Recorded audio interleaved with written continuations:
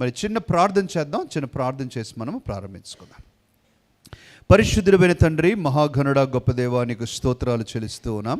మీ వాక్యము నుంచి ప్రభువా మరి మాతో మాట్లాడి బలపరిచి నీ కొరకు నిలబెట్టమని ప్రార్థన చేస్తూ తండ్రి, ఈరోజు మా హృదయంలో నీ మాటలు దాగి ఉండాలని, మీ మాటల ద్వారా మా జీవితాల్లో కొంత మార్పు రావాలని ఆశిస్తూ యేసుక్రీస్తు నామములో అడుగుతున్నాం తండ్రి.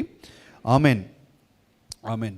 క్రీస్తునందు ప్రియులారా, దేవుని యొక్క వాక్యం యొక్క ఒక వింతైన స్వభావం ఏంటంటే, మనకు బాగా అంతా తెలిసినట్టుగా ఉంటుంది, కానీ చాలా త్వరగా కూడా మరి వాలటైల్ అంటాం కదా, మర్చిపోతూ ఉంటాం అన్నమాట. అందుకని నేను కొంచెం ఇంట్రొడక్షన్ చేస్తాను. మనందరం కూడా యాకోబు యొక్క 12 కుమారుల గురించి, 12 గోత్రముల గురించి మనం ధ్యానం చేయటం ప్రారంభించాం ప్రియులారా. మన ప్రయాణం ఒక 2 నెలల క్రితం ప్రారంభమైంది. మరి ఫస్ట్గా ఎఫ్రాయిం గురించి, జ్యేష్ఠ కుమారుడు కాకపోయినా ఎఫ్రాయింను దేవుడు జ్యేష్ఠ కుమారుడు అని చెప్పాడు కాబట్టి ఎఫ్రాయిం నుంచి ప్రారంభించాం. రూబెన్ గురించి చూసాం, షిమ్యోను గురించి చూసాము, లేవి గురించి చూసాము, యూదా గురించి చూసాము. ప్రియులారా, ఈరోజు యూదా తర్వాత జన్మించిన కుమారుడైనటువంటి దాను గురించి మనం చూడబోతూ ఉన్నాం.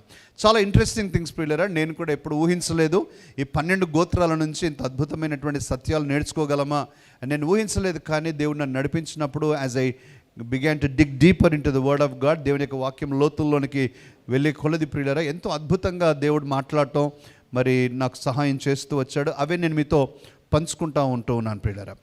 ఈరోజు ప్రియులారా మరి కొంచెం రీక్యాప్ చేద్దాం. మర్చిపోయిన వారి కొరకు నేను కొంచెం రీక్యాప్ చేస్తాను ప్రియులారా. యాకోబుకు రాహేలు అంటే ప్రేమ, కానీ యాకోబుకు రాహేలు కాకుండా లాబాను రాహేలు బదులుగా లేయానిచ్చాడు.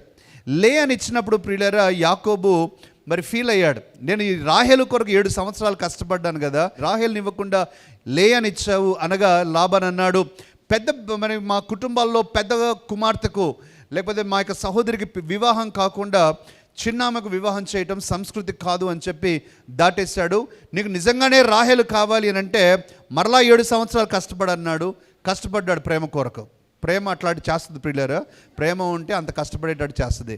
అయినా సరే ఏమని రాస్తాడంటే రాహేలు కొరకు 7 సంవత్సరాలు ఒక దినం వల్ల అయిపోయినాయి రాస్తాడు. ప్రేమ అట్లాంటిది అనమాట. సో ప్రియులారా, అదొకటి ఫ్లిప్ సైడ్ కూడా ఉంది ప్రియులారా. ఫ్లిప్ సైడ్ ఏంటంటే ప్రేమ లేకపోతే ఒక దినం ఒక యుగం అయిపోతుంది. సో అది కూడా ఉంది, ఫ్లిప్ సైడ్ కూడా ఉంది దీంట్లో. బట్ ఏమైనా కూడా దీంట్లో విక్టిమ్ అయింది ఎవరు అని అంటే లేయా.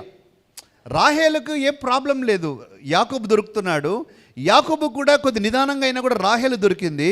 కానీ లేయా మధ్యలో విక్టిమ్ అయిపోయింది. She became a victim. కారణం ఏంటంటే అటు యాకోబు ప్రేమించట్లేదు, ఇటు రాహేలు ప్రేమించట్లేదు. తన జీవితం మధ్యలో పడిపోయింది ప్రియులారా. 2 వర్డ్స్ యూజ్ చేశారు బైబిల్ గ్రంథంలో. ఇంగ్లీష్ ట్రాన్స్లేషన్స్లో ఒక వర్డ్ ఏంటంటే అన్లవ్డ్ అనే మాట వాడారు. అంటే ప్రేమ దొరకలేదు. లేయాకు యాకోబు యొక్క ప్రేమ దొరకలేదు ప్రియులారా. ఒక వ్యక్తికి నీకు ఎవరి నుంచి అయితే ప్రేమ రావాలో ఆ ప్రేమ దొరకకపోతే ఇట్స్ వెరీ హర్ట్ఫుల్ ప్రియులారా. మీరు అనుభవించే ఉంటారేమో. మరి చాలా గాయం. 2వ పదం వాడారు ప్రియులారా, షీ వాజ్ హేటెడ్ అనే మాట వాడారు. అన్లవ్డ్, ప్రేమ దొరక్కపోవటం ఒకటైతే ద్వేషించబడటం ఇంకొకటి ప్రియులారా. అది ఇంకో ఎక్స్ట్రీమ్. ద్వేషించబడతా ఉంది for no mistake of hers. తన మిస్టేక్ ఏం లేదు ఇక్కడ. వాళ్ళ అన్న చెప్పాడు, మొదటిగా నువ్వే యాకోబు దగ్గర ఉండాలి అనేసి. ఆమె తన అన్న మాట వినింది. ఇక్కడేమో యాకోబు యాక్సెప్ట్ చేయలేదు, రాహేలేమో ద్వేషిస్తూ ఉంది. మధ్యలో లేయా నలిగిపోతూ ఉంది. తను అనుకుంది కుమారులు పుడితే నా పరిస్థితి బాగవుతుందేమో అనుకుంది. కుమారులు పుట్టిన పరిస్థితి బాగు కాలేదు ప్రియులారా. దాంతో ఆమె చాలా దుఃఖంగా ఉండి 3 సంతానం తర్వాత యూదా పుట్టినప్పుడు తను అనుకుంది, నేను మనిషి ప్రేమ కొరకు ఎందుకు ఎదురు చూడాలి, నేను దేవుని ప్రేమ కొరకు చూస్తానని యూదా అనగా స్తుతి అనే పేరు ఇచ్చేటువంటి యూదా అనే పేరు పెట్టుకుంది ప్రియులారా. ఈ 4 కుమారులు పుట్టిన తర్వాత ప్రియులారా జరిగిన విషయాన్ని నేను చెప్తూ ఉన్నాను. మొదటి కుమారుడు రూబెన్ పుట్టినప్పుడు రాహేల్ అనుకుంది, పోనీలే మా అక్కకు మొదటి కుమారుడు పుట్టాడు అని అనుకుంది, అప్పుడేదో సర్దుకుంది. 2వ కుమారుడు షిమ్యోను పుట్టాడు. కాస్త ఇబ్బంది పడింది రాహేలు, ఎందుకంటే నాకేం పిల్లలు పుట్టట్లా, ఈమె 2 పుట్టినారు. ప్రియులారా, 3వ కుమారుడు పుట్టాడు లేయాకు. ఇక రాహేలు యొక్క రక్తము మరగటం స్టార్ట్ అయిపోయింది. 4వ కుమారుడు పుట్టేసరికి తట్టుకోలేకపోయి ఇక లేయా మీద ఉన్న కోపం, లేయా మీద ఉన్న ద్వేషము యాకోబు మీద మరి విరుచుకుపడింది. యాకోబు మీద ఏమయ్యా నాకు కుమారులు ఇవ్వవా నువ్వు, అందరూ లేయాకైనా పుట్టేది నాకు పుట్టరా అని కొట్లాడడానికి వచ్చింది. కొట్లాడడానికి వస్తేనే యాకోబు ఏమమ్మా నేను దేవుని స్థానంలో ఉన్నానా, నేను ఇస్తానా సంతానాన్ని అని అంటే లేయా ఒక డెసిషన్ చేసింది. ప్రియులారా, ఆ డెసిషన్లోకి వెళ్ళక పూర్వము నేను ఈ యొక్క విషయాన్ని గుర్తు చేయాలి. యాకోబును మెచ్చుకోవాలి ప్రియులారా, యాకోబును మాత్రం మెచ్చుకోవాలి. ఈ డెసిషన్ జరిగినప్పుడు ప్రియులారా, ఈ ఇన్సిడెంట్ జరిగింది 29-30 అధ్యాయాలు నేను ఉన్నాను. 32వ అధ్యాయంలో అంటే 2 చాప్టర్స్ తర్వాత పెనుయేలు అనే ప్రాంతంలో దేవునితో పోరాడినట్లుగా మనం చూస్తాం. దేవునితో పోరాడే ముందు భార్యలతో పోరాడినాడు. నా మాట ఆలకించండి ప్రియులారా. చాలాసార్లు పాస్టర్స్గా మేము వింటూ ఉంటాం ప్రియులారా, భార్య భర్త గురించి, భర్త భార్య గురించి ఎంత మనసు కష్టపడతా ఉంటారు, ఇబ్బందులు పడుతూ ఉంటారు. ఒక్క భార్య ఒక్క భర్తతోనే. యాకోబుకు 4 భార్యలు ప్రియులారా, 4. వాళ్ళందరితో ఎలా ఉండింటాడో మీరు ఆలోచించండి. కొంతమంది అంటూ ఉంటారు, మా అమ్మకు చెప్పలేక నా భార్యకు చెప్పలేక మధ్యలో నలిగిపోతున్నానండి అని అంటూ ఉంటారు భర్తలు ప్రియులారా. యాకోబు 4 మధ్యలో నలిగిపోతూ ఉన్నాడు. ఒకరోజు లేయా, ఒకరోజు రాహేలు, వాళ్ళిద్దరు కొట్లాడతారు. లేయా బిల్హా కొట్లాడతారు, రాహేలు జిల్పా కొట్లాడతారు. ఒకసారి 4 కలిసి కొట్లాడుకుంటారు, 4 కలిసి యాకోబుతో కొట్లాడతారు ఒకసారి. ఏమని ఎట్లా పరిస్థితి? అందుకని దేవుడు తనతో పోరాడే ముందు భార్యతో పోరాడి గెలిచడం నేర్పించాడు, తర్వాత గెలిచాడు దేవుని దగ్గర. సరదాగా చెప్తా ఉన్నాను. బట్ యాకోబు ప్రియులారా, it was not an ordinary feat కదండి. Ordinary feat. భర్తలను అడగండి, భార్యలను అడగండి ప్రియులారా, కుటుంబంలో రెడ్ ఫ్లాగ్ పైకి ఎగిరింది అని అంటే అయిపోయింది. రెడ్ ఫ్లాగ్ పైకి ఎగిరింది అని అంటే ఇంకా ఆ రోజంతా మూడ్ ఆఫ్ అయిపోయి అంతా కూడా కష్టంగా ఉంటుంది ప్రియులారా. యాకోబుకు మాత్రం దేవుడు ఓపిక నేర్పించాడు. ఓపిక నేర్పించి, అయ్యా ఇదే నీ పరిస్థితి, మరి నీవు రాహేలు కొరకు అనుకున్నావు కాబట్టి రాహేలుతో పాటుగా నీకు లేయా, జిల్పా, బిల్హా అందరూ కూడా వచ్చారు, అందరినీ జాగ్రత్తగా చూసుకొని చెప్పారు. అయితే జరిగిన విషయాన్ని నేను చెప్తా ఉన్నాను ప్రియులారా. రాహేలు she was not at all happy about లేయా. కారణము 4 పిల్లలు లేయాకు పుట్టారు, నాకెవరు పుట్టలేదని.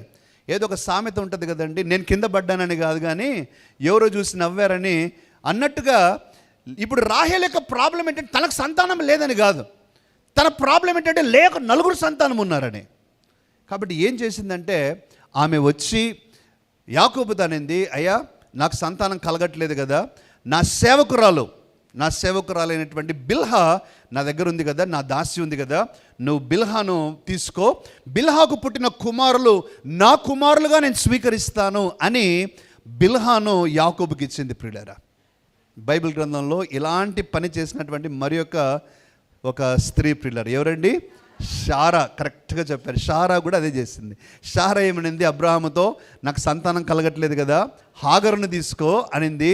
హాగరుకు పుట్టిన కుమారుడు ఇష్మాయేలు ప్రియులారా పుట్టాడు.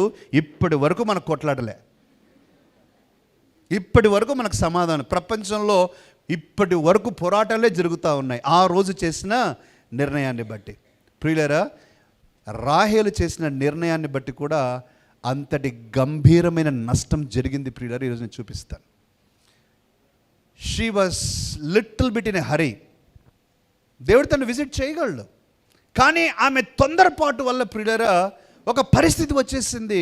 ఆ పరిస్థితి మనం ధ్యానిస్తాం ప్రియులారా. నేను ఎందుకు చెప్తూ ఉన్నానంటే, నీ జీవితంలో ఒక ఆశీర్వాదం రావడానికి కొంత ఆలస్యం కావచ్చు. నీ జీవితంలో దేవుడు కోరుకున్నది నెరవేర్చబడటానికి కొంచెం ఆలస్యం కావచ్చు, కానీ నువ్వు తొందరపడవద్దు. ఆలస్యం అవుతుంది కదా అని షార్ట్ కట్స్లో వెళ్ళడానికి ప్రయత్నించవద్దు. ఆలస్యం అవుతుంది కదా అని దేవుడికి వ్యతిరేకమైన ఆలోచనలు చేయవద్దు. ఆలస్యం అవుతుంది కదా అని నీ స్వంత నిర్ణయాలు చేయవద్దు. అవి కాస్త నీకు నష్టాన్ని కలిగిస్తాయి. ఇప్పుడు ప్రియులారా, ఇక్కడ మన రాహేల్ యొక్క సైకాలజీని కొద్దిగా అర్థం చేసుకోవాలి. ఇప్పుడు బిల్హానిచ్చింది యాకోబుకు బిల్హా ద్వారా సంతానం కలిగాడు. ఆ సంతానానికి ప్రియులారా దాను అని పేరు పెట్టింది రాహేల్. దాను అనగా అర్థం ప్రియులారా, ద లార్డ్ హ్యాస్ జడ్జ్డ్, దేవుడు నాకు న్యాయము తీర్చెను. ప్రియులారా, మనం అందరం పిల్లలకు పేర్లు పెట్టుకుంటాం, మంచి అర్థాలు ఇచ్చే పేర్లు పెడతాం కదండి. ఎప్పుడైనా ఆ పేరు పిలిస్తే ఆ అర్థం గుర్తుకు రావాలని ప్రియులారా, మాకు 3 పిల్లలు, ముగ్గురికి 3 పేర్లు పెట్టుకున్నాం ప్రియులారా. నికోలస్, నిక్కీకి నికోలస్ అని పెట్టాము, లియోకి లియాండర్ అని పెట్టాము, క్యారల్కు క్యాథరిన్ అని పెట్టుకున్నాం. నికోలస్ అనగా జయించువాడు అని, తన ఆరోగ్య సమస్యలను జయించాడని మేము పెట్టుకున్నాము. లియో సింహం లాంటి వాడు అనేసి లియో అని పెట్టాము. క్యారల్ డిసెంబర్లో క్యారల్స్ టైంలో పుట్టింది కాబట్టి క్యారల్ అని మంచి పేర్లు పెడతాం ప్రియులారా. ఈమె చూడండి పేరు పెడుతుంది, ఈమె కుమారుడికి పేరు పెట్టింది ఏంటంటే లేయాని చూసి న్యాయం తీర్చాడు. అంటే తన కుమారుని చూసినప్పుడు అంతా కూడా లేయా అర్థం కావాలని రాహేల్ యొక్క ప్రయత్నం ఏంటంటే దేవుడు న్యాయం తీర్చాడు. నీకేనా సంతానము? నాకు కూడా ఉన్నారు. వాళ్ళ పేరు దాను. దాను అంటే దేవుడు న్యాయం తీర్చాడు. 2వ సంతానం పుట్టాడు ప్రియులారా, బిల్హాకు. ఆ బిల్హాకు 2వ సంతానం పుట్టినప్పుడు నఫ్తాలి అని పేరు పెట్టింది. నఫ్తాలి అనగా మా అక్కతో పోరాడి గెలిచాను. ఎవరైనా పేరు పెట్టుకుంటారండి అట్లా? అంటే లేయాకు ఏం చెప్తుందంటే రాహేలు, నేను నీతో పోరాడి గెలిచాను, అతని పేరే నఫ్తాలి. నఫ్తాలి అంటే లేయా గుర్తు రావాలి నేను ఓడిపోయినాను అని. నఫ్తాలి అంటే నేను గుర్తు రావాలి రాహేలుకు, మా అక్కను గెలిచాను అని. ఏం ప్రియులారా అట్లాంటి పేర్లా పెడతారు? ఈరోజు నేను ఎందుకు ఈ మాటలు చెప్తున్నాను, నేను చెప్పాలి ప్రియులారా, నేను ఊరికే సరదాగా చెప్పట్లేదు. బట్ దెర్ ఈస్ సంథింగ్ ప్రియులారా ఇక్కడ నేను మీ దృష్టికి తేవాలని ఆలోచిస్తూ ఉంటున్నాను. మనం అనేక సార్లు దేవుని గురించిన లోతైన విషయాలు మాట్లాడతాం, పరలోకం గురించి మాట్లాడతాం, ప్రత్యక్షతల గురించి మాట్లాడతాం, జీవవాక్యం గురించి మాట్లాడతాం, ప్రార్థనల గురించి మాట్లాడతాం. కానీ ప్రియులారా నేను గమనించిన ఒక విషయం ఏంటంటే అవన్నీ ఒక వైపున ఉంటే మరి ఒక వైపున ఏముంటాయంటే మన డొమెస్టిక్ ఇష్యూస్ ఉంటాయి, మన ఇళ్ళలో సమస్యలు ప్రియులారా. యాకోబు ఒక హిస్టరీ మేకర్, ఎంత గొప్ప చరిత్రను ఆయన సృష్టించబోతూ ఉంటున్నాడు. ఒక గొప్ప చరిత్ర కలిగినటువంటి వ్యక్తి. కానీ వారి ఇంటిలో ఈ యొక్క పోరు ఉంది ప్రియులారా. బహుశా మన కుటుంబాల్లో కూడా ఉందేమో, నీ కుటుంబంలో ఉందేమో. నువ్వేమో ఎంత ఆత్మీయంగా ఉండాలని ప్రయత్నిస్తున్నావు, ఎంత ప్రార్థన పరంగా ఉండాలని ప్రయత్నిస్తున్నావు, ఎంత తగ్గింపుతో ఉండాలని ప్రయత్నిస్తున్నావు, ఎంతగా నీవు దేవుని గురించి ఆలోచించి ఉండాలని ప్రయత్నిస్తున్నావు, నిన్నింట్లో ప్రశాంతంగా ఉండనిటంలా. ఒక్కొక్కరికి ఒక సమస్య ప్రియులారా. కొంతమందికి భర్తతో సమస్య, కొంతమందికి భార్యతో సమస్య, కొంతమందికి అత్తతో సమస్య, కొంతమంది కోడళ్ళతో సమస్య, కొంతమందికి ఆడపడులతో సమస్య, కొంతమందికి బావబావమరుదులతో సమస్య, కొంతమందికి తోబుట్టువులతో సమస్య. డొమెస్టిక్ ఇష్యూస్ ప్రియులారా. మనం ఎంత ఆత్మీయంగా ఉండాలనుకున్నా కూడా ఈ ఇంటిలో జరిగే చిన్న ఉంటాయి చూసారా, నీ ప్రశాంతత తీసేస్తాయి, నిద్ర లేకుండా చేస్తాయి, నీకు సంతోషాన్ని ఇవ్వవి.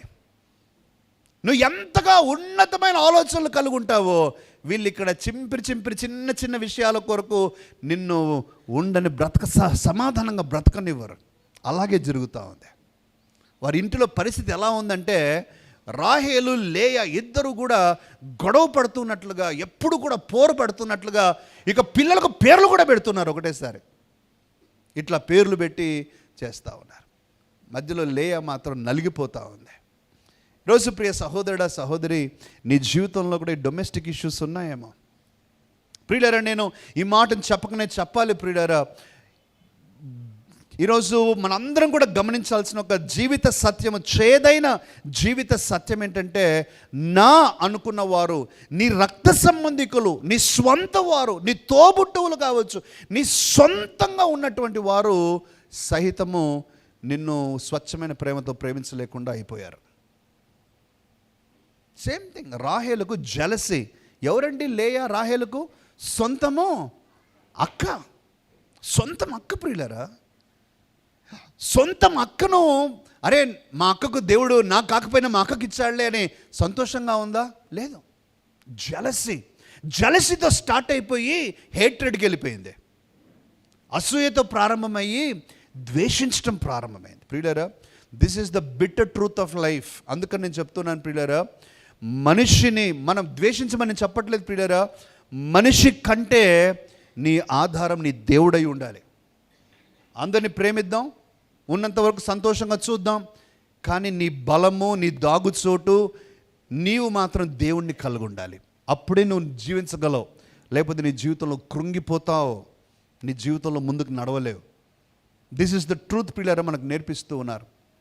రాహేలకు పుట్టినటువంటి ఇక బిల్హాకు పుట్టిన కుమారుడు దాను ప్రియులారా, దాసికి పుట్టిన కుమారుడైనా కూడా దేవుడు యాకోబు సంతానంలో ఒక సంతానంగా అతనికి హోదా ఇచ్చాడు ప్రియులారా. హీ యాక్సెప్టెడ్ బిల్హా సన్, ఒక కాంక్యుబైన్ సన్, ఉపపత్ని యొక్క కుమారుణ్ణి తన కుమారులలో ఒకడిగా దేవుడు ఎంచాడు. యాకోబుకు పుట్టిన కుమారులు ఒకడిగా ఎంచాడు ప్రియులారా. ఈరోజు మనం దాను గురించి కొన్ని విషయాలు చూడబోతూ ఉంటున్నాం ప్రియులారా. మరి దాను గురించి మనం చూడాలి అని అంటే 2 ప్రవచనాలు మనం చదవాలి ప్రియులారా. ఒకటి యాకోబు దాను గురించి ఏం మాట్లాడాడు, 2 మోషే దాను గురించి ఏం మాట్లాడాడో మనం చూడాలి ప్రియులారా. దయచేసి చూడండి. నేను ఇంతవరకు చెప్పినవన్నీ కూడా ఆదికాండం 29-30 ఈ 2 అధ్యాయాల్లో ఉన్నాయి ప్రియులారా. ఇప్పుడు మనం వేరే వచనానికి వెళ్తూ ఉంటూ ఉన్నాం. దయచేసి చూడండి. ఆదికాండం 49వ అధ్యాయం చదవండి ఎవరైనా. ఆదికాండం 49వ అధ్యాయము 16 నుంచి 18 వాక్యాలు. దాను ఇశ్రాయేలు గోత్రికుల వలె తన ప్రజలకు న్యాయము తీర్చును. దాను త్రోవలో సర్పముగాను దారిలో కట్లపాముగాను ఉండును. అది గుర్రపు మడిమెలు కరచును. అందువలన ఎక్కువాడు వెనుకకు పడును. యెహోవా నీ రక్షణ కొరకు కనిపెట్టి ఉన్నాను. చాలా ఇక్కడ 3 అంశాలు ఉన్నాయి ప్రియులారా, త్వరగా నేను గుర్తు చేస్తాను. ఒకటి, దాను ప్రజలకు న్యాయము తీర్చును. He will judge his people. తన పేరు జడ్జ్మెంట్ అనేటువంటి పేరు, అర్థమిచ్చేటువంటి పేరు పెట్టబడింది. దానిని దేవుడు ఏం చేశాడంటే పట్టుకొని దాన్ని తన పిలుపుగా చేశాడు. ఈ దాను గోత్రంలో నుంచి వచ్చినటువంటి ఒక న్యాయాధిపతియే సంసోను ప్రియులారా. సంసోను దాను వంశస్థుడు. దానులో నుంచి వచ్చి గొప్ప న్యాయాన్ని చేశాడు సంసోను. 40 సంవత్సరాల ప్రియులారా ఇశ్రాయేలులు కూడా సమాధానంగా ఉండటానికి దేవుడు సంసోన్ను వాడుకున్నాడు. అంతవరకు బాగుంది ప్రియులారా. కానీ 2వ ప్రవచనం 2వ భాగం చూసారా, సర్పము లాంటి వాడు దాను, సర్పం లాంటి కట్లపాము స్వభావం కలిగిన వాడు. అతను గుర్రాన్ని తన మడిమ మీద కొడితే గుర్రం మీద ఉన్న మనిషి వెనక్కు పడతాడు అని చెప్తున్నాడు. అనగా ప్రియులారా, దాను ఏదో ఒక రోజు నమ్మక ద్రోహం చేయబోతున్నాడు అని యాకోబు అప్పుడే చెప్పాడు. కింద ఉన్నాడు ప్రియులారా, దాసి కుమారుడుగా ఉంటే దేవుడు ఏం చేశాడు, నువ్వు దాసి కుమారుడవైనా నా సేవకుడైన యాకోబును బట్టి నిన్ను కుమారులలో ఒకనిగా ఎంచుతానని దానును పైకి తెచ్చాడు. కానీ రాబోయే సంఘటన నేను చెప్తాను ప్రియులారా తర్వాత. ప్రియులారా, ఆయన నమ్మక ద్రోహం చేయబోతున్నాడు, వెన్నుపోటు పొడవబోతూ ఉంటున్నాడు. అందుకనే ప్రియులారా యాకోబు చివరి మాట ఏమన్నాడంటే, దేవా నీ రక్షణ కొరకు నన్ను డెలివర్ చేయ ప్రభువా, ఎందుకంటే దాను ఏదో ఒకటి చేయబోతున్నాడు, డెలివర్ మీ. 2వది చూద్దాం ప్రియులారా, మోషే చేసినటువంటి ప్రవచనం ప్రియులారా. మోషే దాను గురించి ఏమంటున్నాడు, ద్వితీయోపదేశ కాండం 3వ అధ్యాయము 22వ వాక్యం. దానును గూర్చి ఇట్లనెను, దాను సింహపు పిల్ల, అది బాషాను నుండి దుమికి దాటును. ఇక్కడ కూడా 2 అంశాలు ప్రియులారా, నేను రెండింటి గురించి గుర్తు చేస్తాను. దాను సింహపు పిల్ల అనగా హీస్ ఫియర్లెస్, కరేజియస్, పోరాట యోధులు ప్రియులారా. దానియులు దాను వంశం వారు పోరాట యోధులు ప్రియులారా. నేను చెప్తూ ఉన్నాను పిల్లలు, ఎందుకు పోరాట యోధులు అని అంటూ ఉన్నానంటే, ఆ సింహపు పిల్ల స్వభావముతో వారు పోరాటం చేయడానికి ఎప్పుడు ఎవరి గురించి భయపడకుండా ఉన్నారు ప్రియులారా. అందుచేత వారు ఈ మోషే ఎప్పుడైతే ఈ 12 గోత్రాలను ఐగుప్తు నుంచి కనాను దేశం తీసుకెళ్తున్నాడో, ముందుగా యూదావారు లీడర్షిప్, యూదావారు ఉండేవారు. కానీ అందరికంటే వెనుక భాగంలో వీళ్ళు దానియులు ఉండేవారు. ఎందుకు అందరికంటే వెనుక భాగంలో ఉన్నారు అని అంటే, శత్రువు వెనకాల నుంచి ఎవరైనా శత్రువు వస్తే వారిని సమర్థవంతంగా పోరాడగలిగిన శక్తి దానియులకు ఉంది. కాబట్టి మోషే దానియులను పెట్టాడు వెనకాల. So they were warriors. అయితే ప్రియులారా అది కూడా వారికి ఉపయోగం కాలేదు. ఇక రెండవ భాగం నేను చెప్తాను, ఇవన్నీ కూడా ఎక్స్ప్లెయిన్ చేస్తాను ప్రియులారా. 2వ భాగం ప్రియులారా బాషాను గురించి మాట్లాడుతున్నాడు. బాషాను నుంచి దుమికి దాటును అనే మాట రాస్తాడు. మనకు అర్థం కావడానికి ప్రియులారా కొన్ని వర్డ్స్ ఉన్నాయి, మీకు గుర్తుపెట్టుకోవాల్సిన అవసరం లేదు, కానీ కాన్సెప్ట్ అర్థమవుతే చాలు. ప్రియులారా ఎప్పుడైతే యెహోషువ 12 గోత్రాల వారికి కనాను దేశంలో భూభాగాలను అన్నీ కూడా డివైడ్ చేసి ఇచ్చాడో, దానియులకు కూడా ఒక భూభాగాన్ని ఇచ్చాడు ప్రియులారా. దానియులు అందరికీ కూడా 12 గోత్రాల వారికి చెప్పింది ఏంటంటే, ఇదిగో కనాను దేశాన్ని నేను మీకు ఇచ్చాను, కానీ మీరు అందులో ఉన్న శత్రువులను ఓడించి స్వాధీనపరచుకోవాలి అన్నాడు. ఈజీగా ఇవ్వలేదు ప్రియులారా, మీరు పోరాడి స్వాధీనపరచుకోవాలి అని. కాబట్టి అన్ని గోత్రాల వారు ఎక్కడెక్కడైతే వారికి భూభాగం ఇవ్వబడిందో అక్కడున్న శత్రువులందరినీ కూడా ఓడించి వారు దాన్ని స్వాధీనపరుచుకుంటూ ఉన్నారు. దానిలో ఉన్న ప్రాంతంలో అమోరీయులు అనేటువంటి శత్రు సైన్యము, శత్రు ప్రజలు దానిలను గెలవనివ్వలేదు. దానిలో గెలవలేకపోయారు అమోరీయులను. దానిలో గెలవలేకపోయినప్పుడు వారు బాషానులోనికి అనగా వేరే భూభాగంలోనికి వారు వెళ్ళిపోయారు. మేము ఇక్కడ ఉన్నా కూడా మాకు చేత కావటం లేదు, శత్రువును మేము ఓడించలేకపోతా ఉన్నామని వేరే భూభాగంలోకి వెళ్ళారు. లాయిషు అనే ప్రాంతంలోకి వెళ్ళారు. ప్రియులారా, మనం ఇప్పుడు జడ్జెస్లోకి వస్తూ ఉన్నాం. ఏం జరిగింది నేను చెప్తాను, తర్వాత దేవుని వాక్యం చదువుదాం. లాయిషు అనే ప్రాంతంలోకి వచ్చి లాయిషు పట్టణాన్ని అంతా స్వాధీనం పరుచుకున్నారు. ప్రియులారా, అక్కడే దానిలో చెయ్యకూడని తప్పును వారు చేశారు. పిల్లరా, దాన్ని మనం చదవాలి, చాలా ఇంపార్టెంట్. ఎందుకు దేవుడు సర్పముతో వారిని పోల్చాడు అనేది ఇక్కడ నుంచే మనకు ప్రారంభమవుతుంది. ప్రియులారా, న్యాయాధిపతుల గ్రంథం 18వ అధ్యాయము 27వ వాక్యం నుంచి చదవండి అక్క దయచేసి. మీకా చేసుకొనిన దానిని అతని యొద్దనున్న యాజకుని వారు పట్టుకొని సుఖముగా నిర్భయముగాను ఉన్న లాయిషు వారి మీదికి వచ్చి కత్తివాత వారిని హతము చేసి అగ్నిచేత ఆ పట్టణమును కాల్చివేసిరి. అది సీదోనుకును దూరమైనందునను వారికి అన్యులతో సాంగత్యం ఏమీ లేనందునను వారిలో ఎవడినూ తప్పించుకొనలేదు. అది బేత్రెహోబునకు సమీపమైన లోయలోనున్నది. వారొక పట్టణమును కట్టుకొని అక్కడ నివసించిరి. ఇశ్రాయేలుకు పుట్టిన తమ తండ్రి అయిన దానును బట్టి ఆ పట్టణమునకు దాను అను పేరు పెట్టిరి. పూర్వము ఆ పట్టణమునకు లాయిషు అను పేరు. దానీయులు చెక్కబడిన ఆ ప్రతిమను నిలుపుకొనిరి. మోషే మనవడును గెర్షోను కుమారుడైన యోనాతానును వాడును వాని కుమారులను ఆ దేశము చెరపట్టబడు వరకు దానీయుల గోత్రమునకు యాజకులై ఉండరి. దేవుని మందిరము షిలోహులోనున్న దినములన్నిటను వారు మీకా చేయించిన ప్రతిమను నిలుపుకొని ఉండరి. ప్రియులారా, మనకు అర్థం కావాల్సింది ఇది. వారు ఎప్పుడైతే అమోరీయులను ఓడించలేకపోయారో మరి యొక్క పట్టణాన్ని, లాయిషు అనే పట్టణాన్ని పట్టుకొని వారు చెయ్యకూడని తప్పేం చేశారంటే వారు ఒక విగ్రహాన్ని తెచ్చి విగ్రహాన్ని పెట్టి మమ్మల్ని ఐగుప్తుల నుంచి విడిపించిన దేవుడు ఇదే అని చెప్పారు.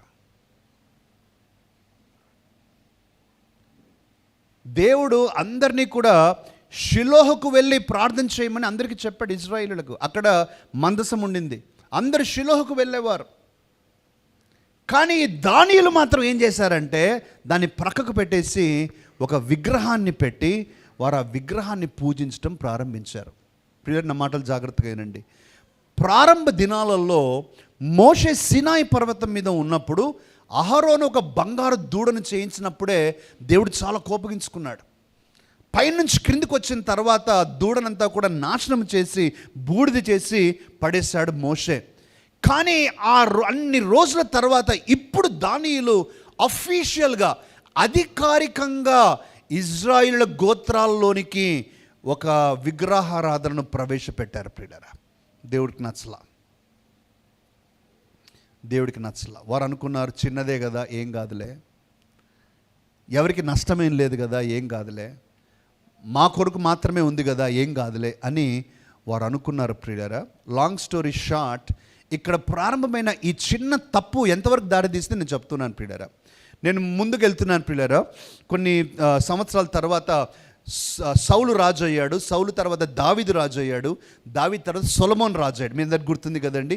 ఆ సొలొమోను తర్వాత రాజ్యము రెండుగా విభాగింపబడింది. ప్రియులారా, ఉత్తర రాజ్యము, దక్షిణ రాజ్యం, నార్దర్న్ కింగ్డమ్, సదర్న్ కింగ్డమ్. ఉత్తర రాజ్యానికి సమరియా క్యాపిటల్. ప్రియులారా, దాన్ని ఇజ్రాయేలు అని అంటారు. దక్షిణ రాజ్యానికి యెరూషలేము క్యాపిటల్, యూదా రాజ్యము అని అంటారు.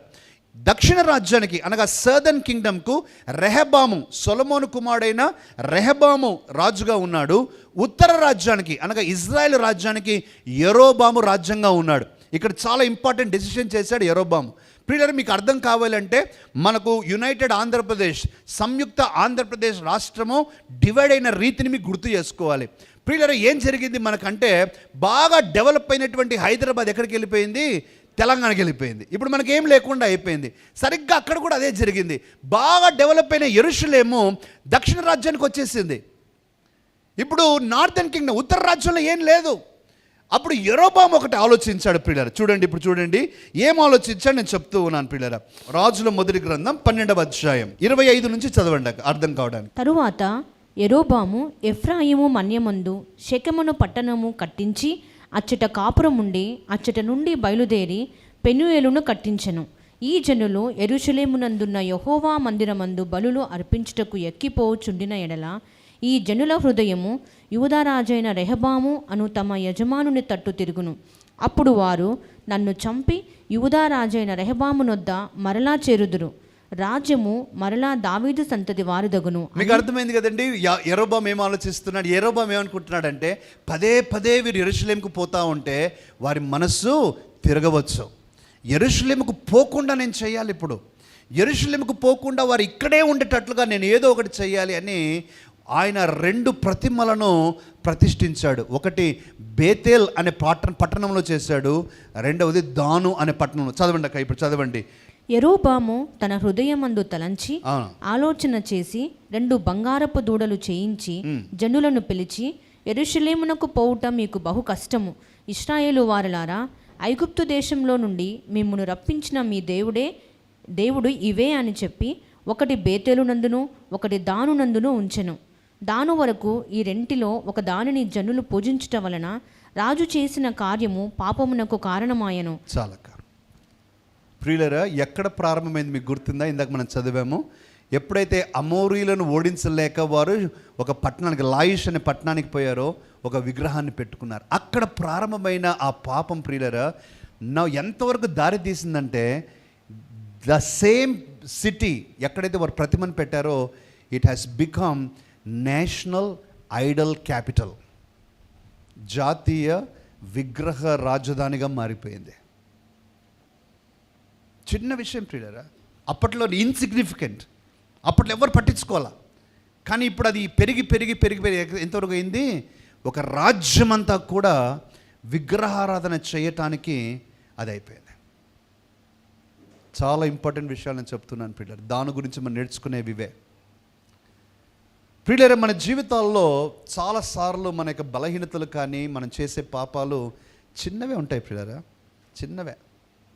మనం అనుకుంటాం ఇదేముందిలే, చాలా చిన్నది, ఎవరికి తెలియదులే, ఎవరు పట్టించుకోరులే, ఎవరికి నష్టం కలగట్లేదు కదా, నేను చేసే పాపం ఎవరికి ఇబ్బంది కలగట్లేదు కదా, ఎవరిని కూడా మరి అదేమి ప్రభావితం చేయట్లేదు కదా, నేను చేసే పాపము నా వరకే ఉంది కదా, ఎవరికి తెలియదులే, దేవుడు కూడా ఏం శిక్షించట్లేదు కదా అని చాలాసార్లు ప్రియులారా మన పాపం గురించి మనము నిర్లక్ష్యపరుస్తాం.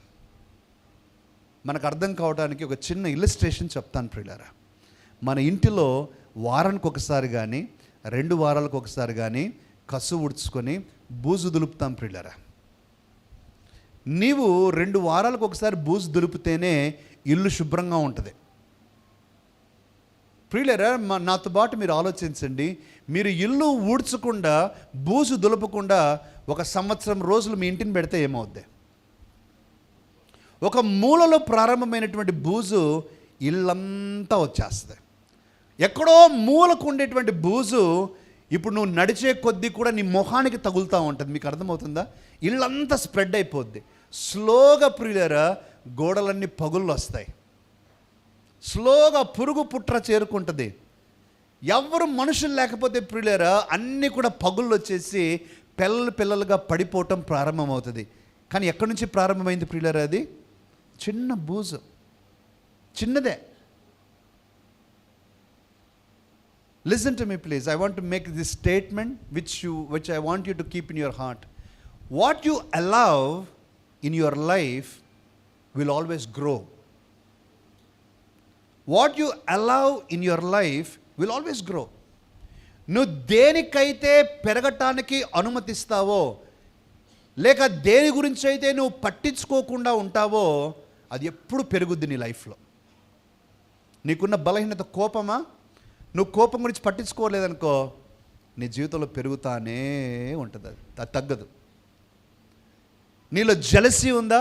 జెలసీ గురించి నువ్వు అడ్రస్ చేయలేదనుకో, దాని గురించి పట్టించుకోలేదనుకో, ఈరోజు ఒకరి గురించి జెలసీ, రేపు 2 గురించి జెలసీ, ఆ తర్వాత అందరి గురించి నీకు జెలసీ ఏర్పడుతుంది. ఈరోజు ఒకే రీల్ కదా, ఇది తప్పుదైనా కూడా నేను చూస్తానులే అని అనుకుంటావా? ఒక 5 నిమిషాలు చూస్తావా, తర్వాత 10 నిమిషాలు చూస్తావు, తర్వాత గంటల తరబడి చూస్తావు, నీకు తప్పుగా కనిపించదు.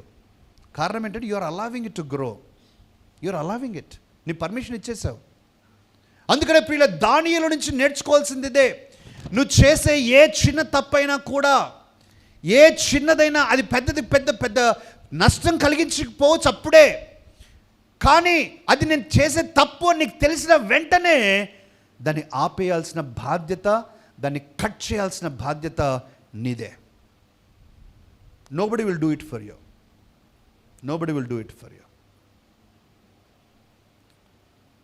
ప్రియులారా, శోధనలు అందరికీ వస్తాయి. ఎవరికి రావు? అందరికీ వస్తాయి. 90 సంవత్సరాల వ్యక్తి కూడా శోధించబడతాడు. శోధనలు అందరికీ వస్తాయి ప్రియులారా. శోధనలు అనేటువంటివి ఆకాశంలో ఎగిరే పక్షులు లాంటివని ఒక దైవజనుడు చెప్పాడు.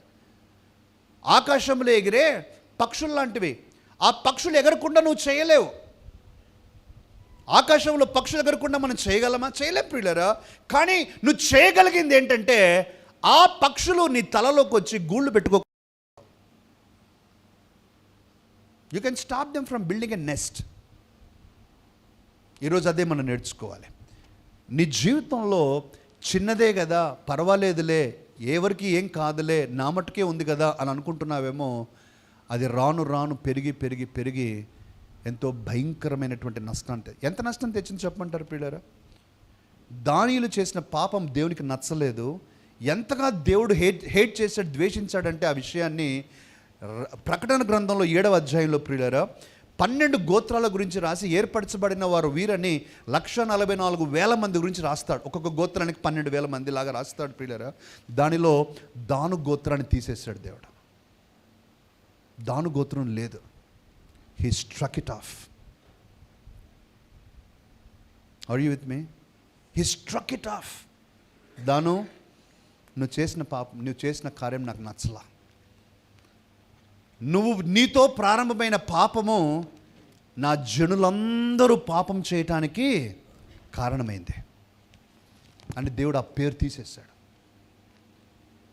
ప్రియులారా, నేను మిమ్మల్ని భయపెట్టాలని ప్రయత్నిస్తున్నానా? 100% నేను భయపెట్టాలని ప్రయత్నిస్తున్నా.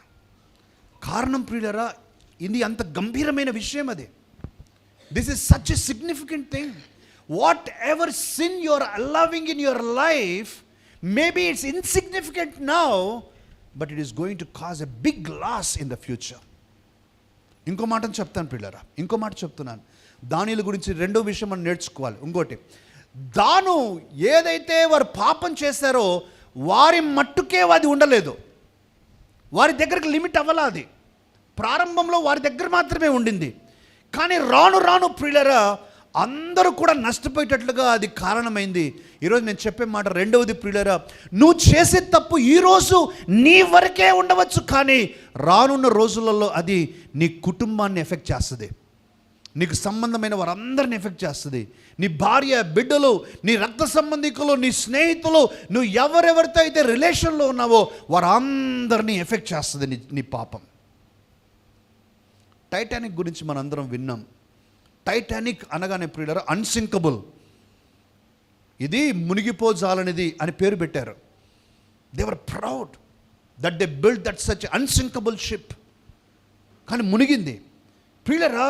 అక్కడ దాని గురించి చదివిన వారు, చెప్పేటువంటి వారు మీరు చదువుతారు ప్రియులారా. ఏంటంటే ఈ టైటానిక్లో నుంచి క్రింద సముద్రంలో పడిన జనాలందరూ కూడా ఈత రాకుండా చనిపోయిన వారి కంటే, నా మాట ఆలకించండి, ఈత రాకుండా చనిపోయిన వారి కంటే కూడా ఎప్పుడైతే ఆ పడవ, ఆ గొప్ప నౌక నీటిలోనికి వెళ్తూ ఉండిందో, ఓ సక్షన్ ప్రెషర్ అంటాం ప్రియులరా.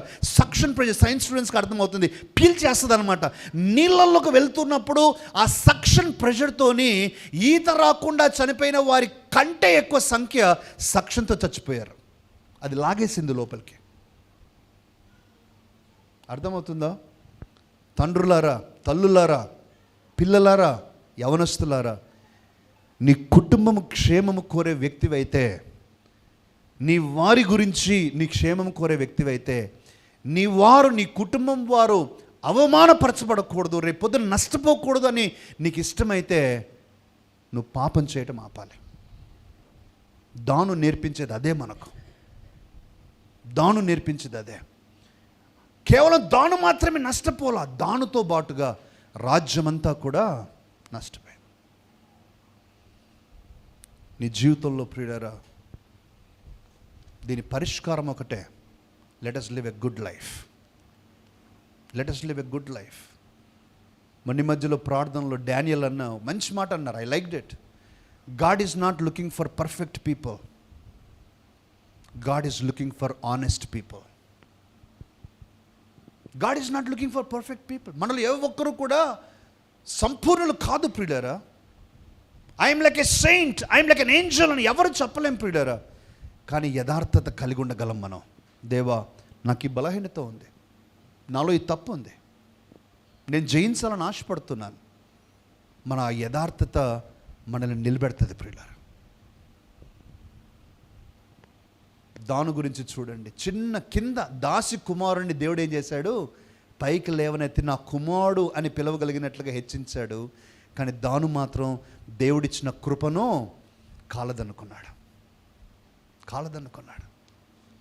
ఏ దేవుడైతే తను గణపరిచాడో, హెచ్చించాడో, ఆ దేవుడినే కాదని విగ్రహాల వైపు వెళ్ళిపోయాడు. దేవుడు ఒప్పుకోలా. ప్రియులరా, చివరిలో ఒక మాట నేను చెప్తాను ప్రియులరా. ఈ సమయము, మనం జీవించే ఈ కాలం ప్రియులరా, it's a time of mercy, it's a time of forgiveness. క్షమా గుణము దేవుడు ఇప్పుడు మనకి ఇస్తూ ఉన్నాడు. మనకు కనికరం ఇచ్చే సమయం ఇది. కానీ ప్రియులరా, అన్ని సమయంలో దేవుడు కనికరించడు. A time will come when God will judge us. ఆయన మనల్ని తీర్పు తీర్చే సమయం వస్తుంది. ఆ రోజు వచ్చినప్పుడు ఇక దేవుడు కనికరం చూపడు. ఆ టైం అయిపోయినట్టే, ఇంకా ఆ టైం అయిపోయినట్టే. అందుకనే సమయం ఉండగానే మనము చక్కబెట్టుకోవాలి. సమయం ఉండగానే మనం చక్కబెట్టుకోవాలి. దేవుడు నీకు అవకాశం ఇచ్చాడు. పాపం చేయకుండా నీ ఇంటిని చక్కబెట్టుకో, నీ పిల్లలను చక్కబెట్టుకోవటానికి, మంచి జీవితం జీవించడానికి దేవుడు మనకు అవకాశం ఇస్తూ ఉన్నప్పుడు కొన్నిసార్లు దేవుడిచ్చేటువంటి ఆ గొప్ప ప్రేమ కృపను కాలదన్నుకుంటున్నాం ప్రియులారా. అలా చేయబాకండి. ఈరోజు నేను మీ శ్రేయభిలాషగా, మీ ఆత్మక్షేమము కోరే వ్యక్తిగా నేను చెప్పుతూ ఉన్నాను. దాను చేసిన తప్పు మనము చేయొద్దు ప్రియులారా. చిన్న తప్పే కదా అని నెగ్లెక్ట్ చేశాడు, అది తన నాశనానికి దారితీస్తుంది. ప్రార్థన చేద్దామండి. ప్రభుని అడుగుదాం. ప్రభువా, నా జీవితంలో ఇదిగో ఈ పలానా ఆలోచన, పలానా మాట, పలానా సంబంధం, పలానా విధంగా నేను మరి తప్పు మార్గంలో నేను ఉంటూ ఉన్నాను ప్రభు, నన్ను క్షమించుము నాయన. నేను మాత్రం అలా కొనసాగాలని అనుకోవట్లేదు. It was so insignificant. ప్రారంభంలో చిన్నదిగా ఉండింది, కానీ జాతీయ విగ్రహ రాజధానిగా దాను పట్టణం మారిపోయింది. ప్రియ సహోదరుడా, సహోదరి, ఈరోజు సరదాగా కొన్ని మాటలు మాట్లాడుకున్నాం, నవ్వుకున్నాం. కానీ serious things are serious things. ఈరోజు నీ జీవితం గురించి నువ్వు ఆలోచించాలి. నువ్వు చేసే పాపము, నీకున్న దుర్వ్యసనము, నీకున్నటువంటి ఆ యొక్క అలవాటును బట్టి నీకు మాత్రమే కాదు నష్టం, రాబోయే రోజుల్లో నీ కుటుంబము కూడా నష్టపోతుంది. రాబోయే రోజుల్లో నీ పిల్లలు కూడా నష్టపోతారు. రాబోయే రోజుల్లో నీకుతో ఉన్నటువంటి వారు అందరూ కూడా నష్టాన్ని అనుభవిస్తారు. ఈరోజు జాగ్రత్త పడదామా? యవనస్తులారా, ఈరోజు చిన్నదే కదా అని అనుకోవద్దు. దయచేసి దాను మాదిరిగా నెగ్లెక్ట్ చేయవద్దు. What you allow will always grow. నువ్వు దేనికైతే అనుమతిస్తావో అది ఎప్పుడూ పెరుగుతుంది. అది పాపమే కావచ్చు, ఒక చెడు సంబంధమే కావచ్చు, ఒక చెడు బలహీనత కావచ్చు, ఒక అడిక్షన్ కావచ్చు, ఏదైనా సరే. ఈరోజు మనల్ని మనం సముదాయించుకొని, దేవా నన్ను క్షమించయ్యా, దయచేసి నన్ను క్షమించు. ఈరోజు నేను నీ మాట వింటానయ్యా, నేను ఇక ఆ జోలికి వెళ్ళను, ఆ తప్పు మార్గంలోకి వెళ్ళను దేవా, నన్ను సరిచేయమని ప్రభుని అడుగుదామనండి. ప్రభు యొక్క సహాయం పొందుకుందామండి. ఈరోజు ప్రియులరా, ప్రభు నన్ను ప్రేరేపిస్తూ ఉండగా మీతో పాటు ప్రార్థించాలని నేను కోరుతూ ఉన్నాను. ప్రియులరా, మనం ప్రభు వైపు చూద్దాం, ఇటువంటి చూడాల్సిన అవసరం లేదు. But if God is talking to you, దేవునితో మాట్లాడుతూ, దేవుడు నీ హృదయాన్ని ఒప్పించి, దేవా ఇదిగో నేను ఈరోజు ఒక తీర్మానం చేస్తాను ప్రభువా, నా క్షేమం కొరకు, నా కుటుంబ క్షేమం కొరకు, నాకు సంబంధించిన వారి క్షేమం కొరకు ప్రభువా, నేను సన్మార్గంలో బ్రతుకుతాను. ఏ చిన్నవైతే నువ్వు నా విషయంలో జ్ఞాపకం చేస్తున్నావో వాటిని వదిలేస్తాను ప్రభువా, నీ కొరకు నేను బ్రతుకుతానని మనం ప్రార్థించేద్దామా? అటువంటి వారి కొరకు నేను నీతో ప్రార్థించాలనుకుంటున్నాను. దయచేసి మీ చేతిని చూపించి మరి ప్రభు దగ్గర మీ యొక్క సమ్మతిని తెలియచేయండి. నేను మీ కొరకు ప్రార్థన చేస్తాను. Thank you. You can put it down. పరిశుద్ధుడా, పరిశుద్ధుడా, గొప్ప దేవా, మా పాపము మమ్మల్ని మరణానికి దారితీస్తుందని చూపిస్తూ ఉన్నారు. మరణము, పాపం పరిపక్వమై మరణాన్ని కంటుంది అని దాని విషయంలో అదే చూస్తూ ఉన్నాం. పాపము పరిపక్వమై మరణాన్ని కనింది. వారి పేరును తుడిచేశాం, ఆ లిస్టులో లేకుండా చేశాం. ప్రభువా, ఈరోజు ఎంతో గంభీరమైనటువంటి విషయం మా జీవితాల్లో మేము తండ్రి జాగ్రత్త పడటకు సహాయం చేయండి. నిర్లక్ష్యపరచక, అలక్ష్యపరచక తండ్రి, మేము నీ కొరకు సత్య మార్గములో జీవించే కృప మా అందరికీ ప్రసాదించండి. యేసు నామమందు ప్రార్థన అడుగుచున్నాం తండ్రి, ఆమేన్.